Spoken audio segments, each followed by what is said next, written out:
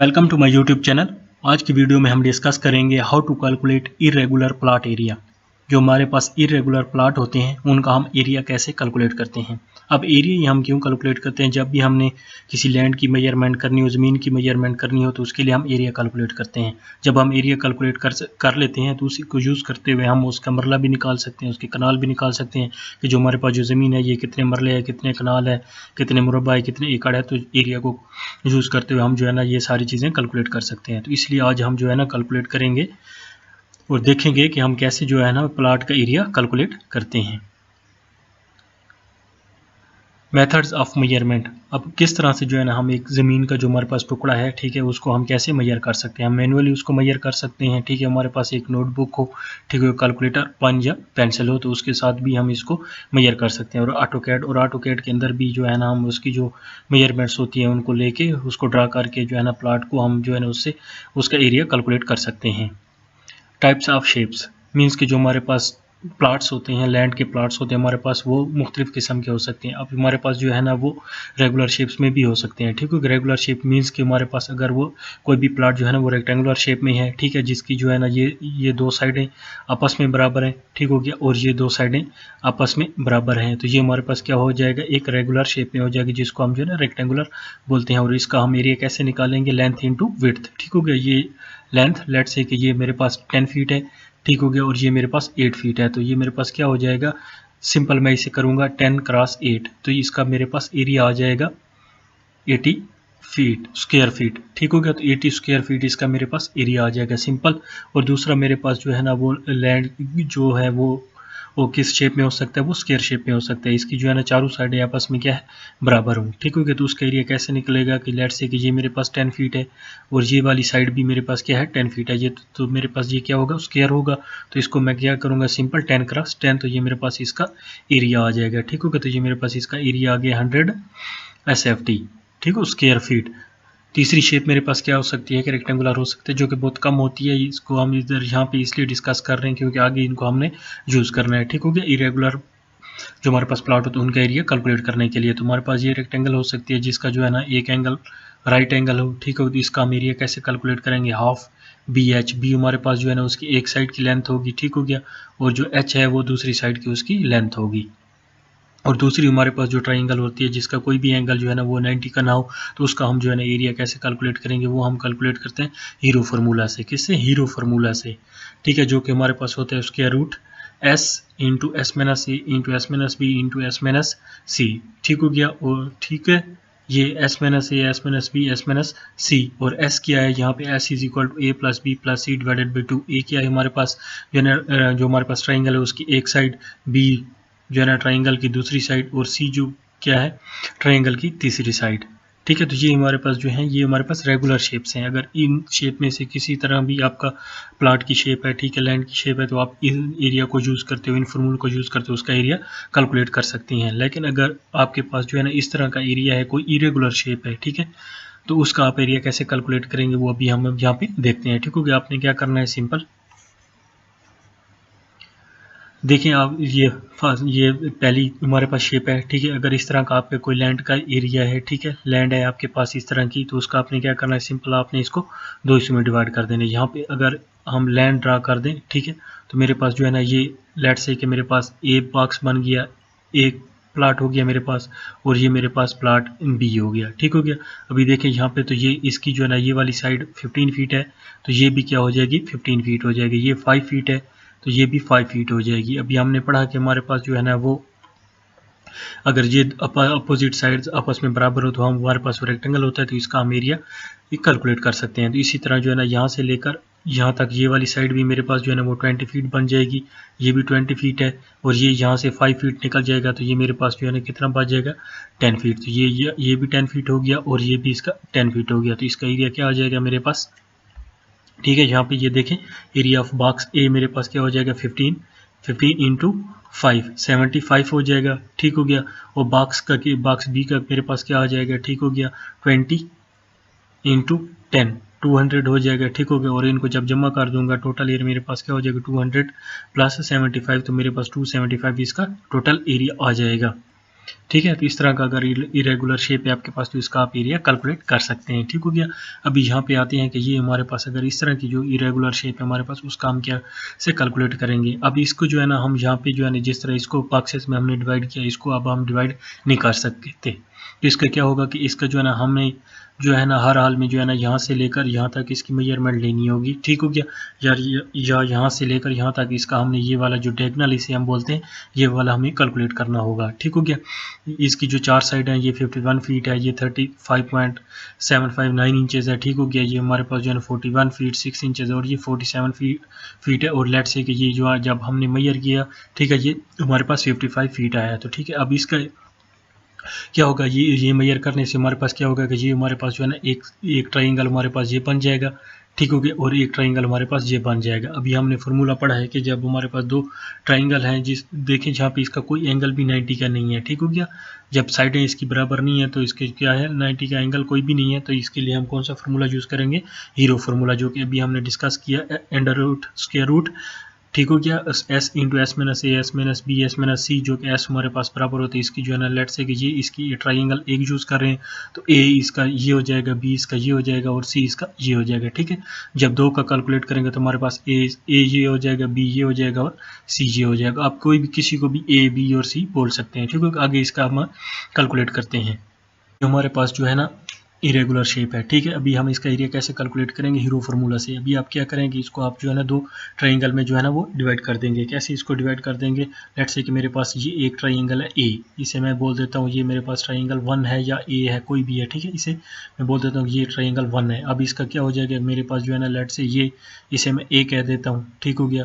इसे मैं बी कह देता हूँ और इसे मैं सी कह देता हूँ, कोई भी आप नाम दे सकते हैं। ठीक है। ये ट्राइंगल है। तो अब इसका कैसे कैलकुलेट करेंगे, यहाँ पे देखें तो एरिया का जो हमारे पास फार्मूला है वो ये वाला है। ठीक है। जहाँ पे एस आ जाएगा 55, ए आ गया मेरे पास 51, बी आ गया और 35.75 सी आ गया प्लस, ठीक है, डिवाइडेड बाई 2। तो ये मेरे पास कितना आ गया 70.875। ठीक हो गया। तो इसको मैं जो है ना 70.9 भी लिख सकता हूँ। ठीक हो गया। राउंड ऑफ कर दिया मैंने इसको 70.9। तो यहाँ पे ये इसी तरह जो है ना A1 फार्मूले में मैंने यहाँ पे पुट किया, एस की जगह पे एस और ए और बी की जगह पे ए और बी और सी पुट किया। ठीक हो गया। 70.9 इंटू 70.9 एस की जगह पे आ गया, ए की जगह पे 55 आ गया, फिर एस आ गया, फिर ये 51 जो है ना बी की जगह पे आ गया, ये एस आ गया और 35.75 सी की जगह पे आ गया। ठीक है। तो इसका जो इनको मैंने जमा माइनस करके इनको जो ज़रब किया तो ये मेरे पास आ गया 7888536 और इसका जब मैंने स्क्वायर रूट लिया, ठीक है, तो मेरे पास 887.95999 स्क्वायर फीट आ गया। ठीक है। तो ये इसका A1 आ गया, इसकी एक ट्राइंगल का जो है ना वो एरिया आ गया। अब दूसरी ट्राइंगल का एरिया क्या होगा, लेट्स से कि ये मेरे पास जो है ना ट्राइंगल 2 है तो ये A2 होगा। तो A2 में जो है ना लेट्स से ये मेरे पास A है, ये मेरे पास B है और ये मेरे पास सी है। तो सिमिलर जिस तरह मैंने इस एक 1 कैलकुलेट किया इस तरह 2 का भी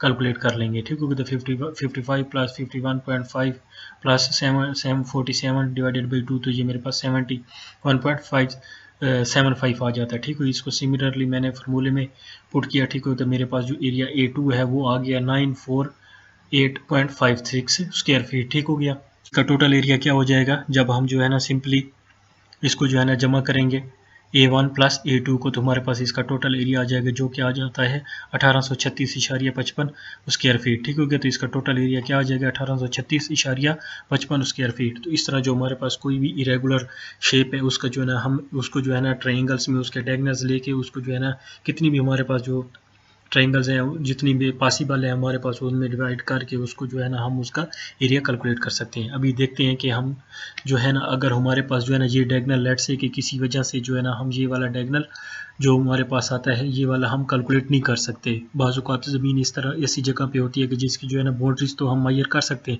लेकिन उसका डायगोनल मैयर नहीं कर सकते। हो सकता है यहाँ पे जो है ना जंगल वगैरह हो इसके अंदर। ठीक हो गया। यहाँ पे जो है ना रुकावट हो, आप जो है ना इसके अंदर नहीं जा सकते, मैयर नहीं कर सकते, फिर आप इसका जो है ना एरिया कैसे कैलकुलेट करेंगे। ठीक है। आपने सिंपल क्या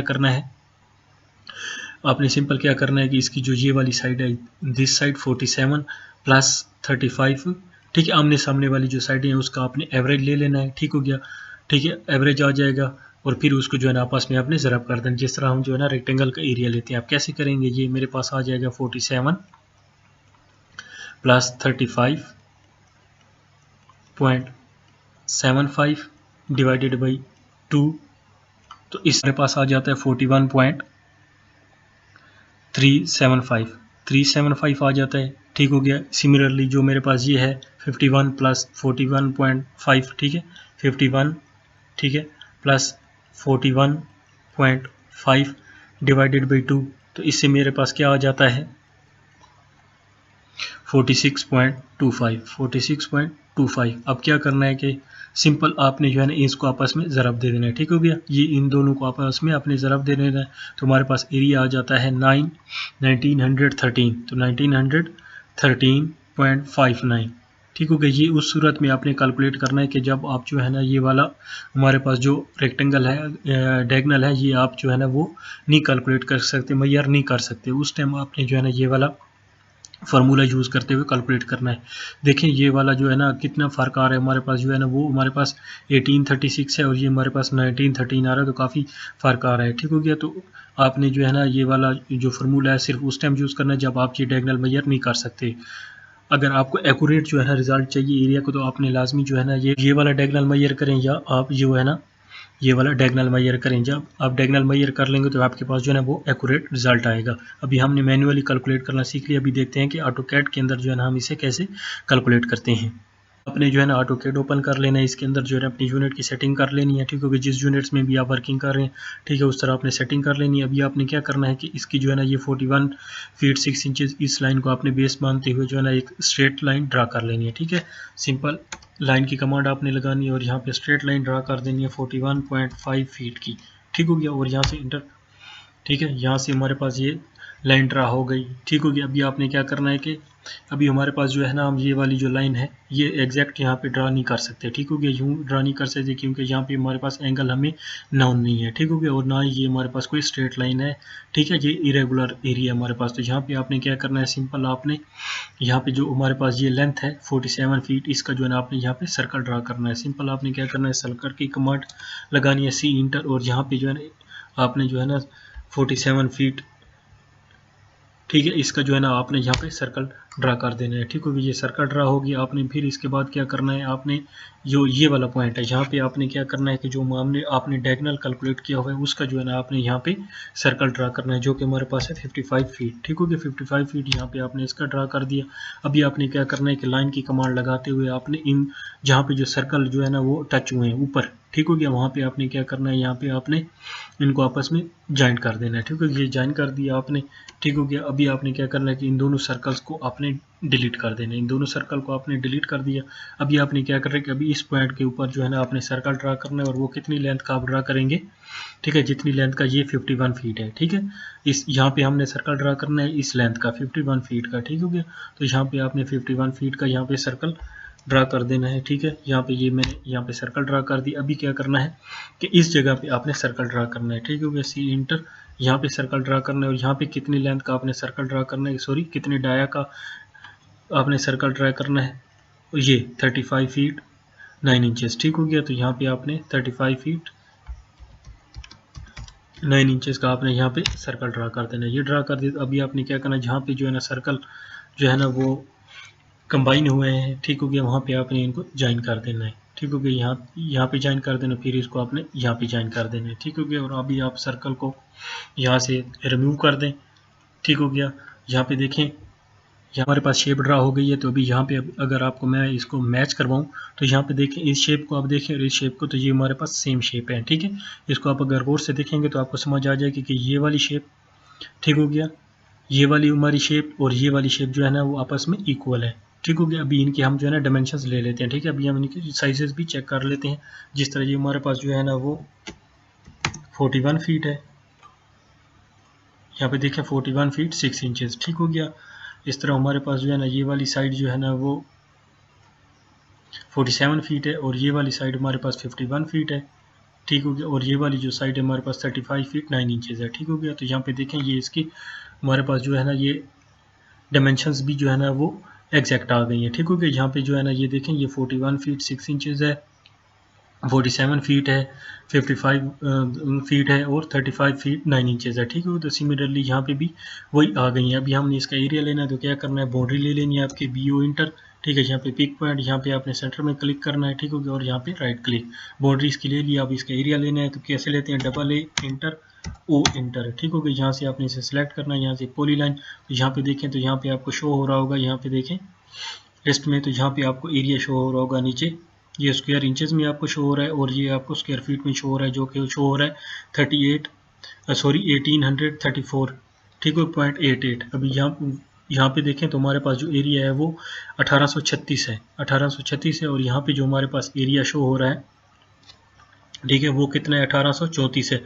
तो यहाँ पे हमारे पास जो है ना सिर्फ 2 स्क्वायर फीट का फ़र्क आ रहा है, और वो सिर्फ किस का फ़र्क आ रहा है कि ये हमारे पास जो हमने कैलकुलेशन में जो है ना वो फिगर जो है ना राउंड ऑफ किए हैं, इस वजह से हमारे पास जो है ना वो कैलकुलेशन में डिफरेंस आ रहा है। बाकी जो है ना वो सेम है। आपके पास जो है ना कोई भी इरेगुलर शेप हो तो उसका जो है ना एरिया कैलकुलेट कर सकते हैं, मैन्युअली भी आप उसका एरिया कैलकुलेट कर सकते हैं, उसको जो है ना डिफरेंट ट्रायंगल्स में डिवाइड करके, और ऑटोकैड में जो है ना सर्कल्स की कमांड की मदद से जो है ना आप उसको ड्रा करके उसका एरिया कैलकुलेट कर सकते हैं।